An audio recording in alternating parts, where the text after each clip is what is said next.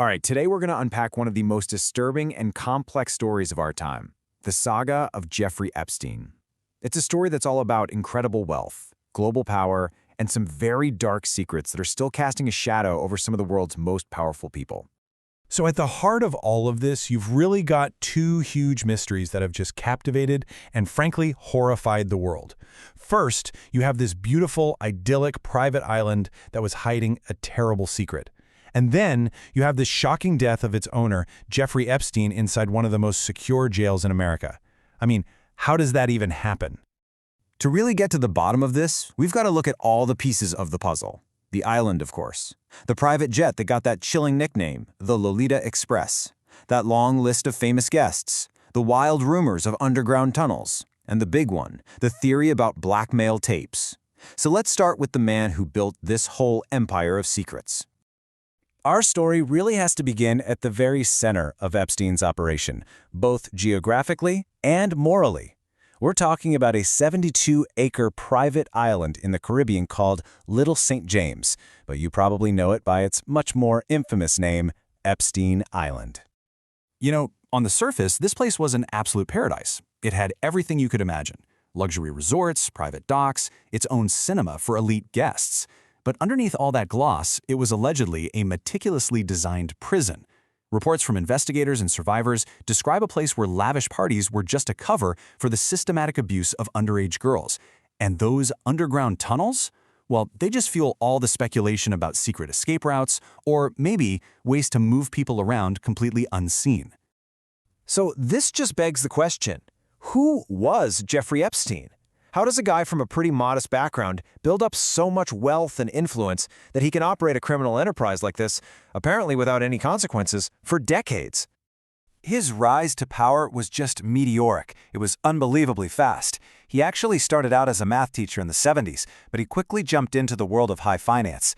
His real big break, though, came when he earned the trust of billionaires, especially Leslie Wexner, the guy who founded Victoria's Secret. By managing their massive fortunes, Epstein built his own, creating an empire with a huge mansion in Manhattan, a 75,000-acre ranch in New Mexico, and of course, that private island. But here's the thing. Epstein's real power wasn't just in his bank account. It was in his contacts. His black book was basically a who's who of the world's most powerful and influential people. And this is where you can really see how the whole operation was structured. Epstein, he was the architect. He used his money and his connections to build the entire system. But Ghislaine Maxwell, his longtime girlfriend and a British socialite, she was allegedly the one on the ground. The recruiter who would find and groom vulnerable young girls, sometimes right outside their schools, luring the man with promises of money and opportunity. And this is where the story just blows up into a global scandal. The list of people in Epstein's orbit is just staggering. We're talking former U.S. presidents like Bill Clinton and Donald Trump, Britain's Prince Andrew, who had to step away from his royal duties and pay millions in a settlement, even a tech titan like Bill Gates. This isn't just a list of famous acquaintances. It's a web that raises some really serious questions about the corrupting influence of money and whether the global elite are ever truly held accountable. This brings up a crucial question. Why would so many powerful people want to associate with him? Well, the answer might just be in what the FBI found when they raided his home, a whole collection of CDs and photos. This discovery is what really fueled the theory that Epstein wasn't just entertaining his guests. He was recording them, building a blackmail archive to make sure they stayed silent and complicit.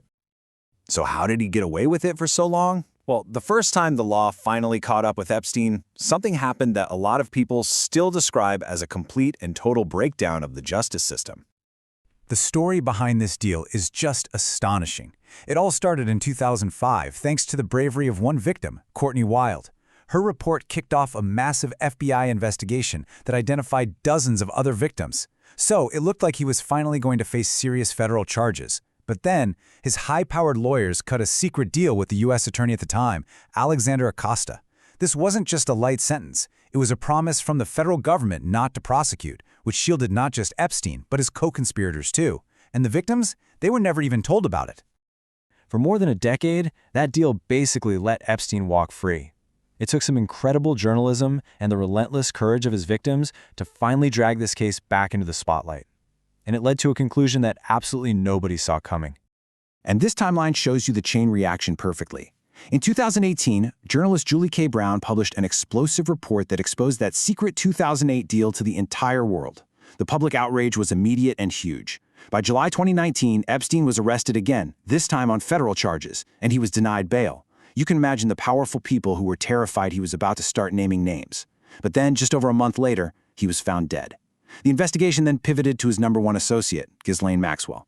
She was arrested, convicted, and ultimately sentenced to 20 years in prison. Now, the official cause of death was ruled a suicide, but the moment that news broke, pretty much everyone was skeptical. The phrase "Epstein didn't kill himself" became a global meme, and honestly, for good reason. I mean, just look at the circumstances here. The 2 security cameras pointed right at his cell, they mysteriously malfunctioned that night. The 2 guards who were supposed to be checking on him, they both fell asleep for hours. And this all happened right after he was taken off suicide watch. For a lot of people, these aren't just a bunch of coincidences. They look like proof that Epstein was silenced to protect the secrets of the powerful people he knew. So with Epstein gone and Maxwell behind bars, where does that leave us?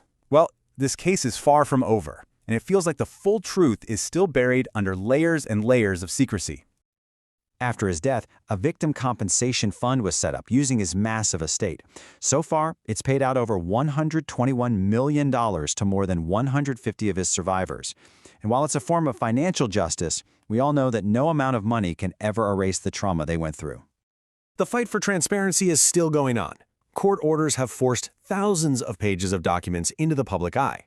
But what we've seen so far is just the tip of the iceberg. And for a lot of people, it's been frustrating because there's no clear client list. There's still over 1 million pages sealed, all caught up in a legal fight between people demanding the truth and powerful people citing privacy to protect their names. You know, when you think about it, this whole story, one of the biggest scandals of the 21st century, it all started with the quiet voice of a single survivor back in 2005. It's just a powerful reminder that while money and power can hide a crime, and they can certainly delay justice, they can't make the truth disappear forever.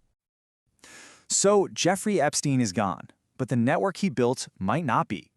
As more of these files are slowly unsealed, the world is left with one huge, lingering question.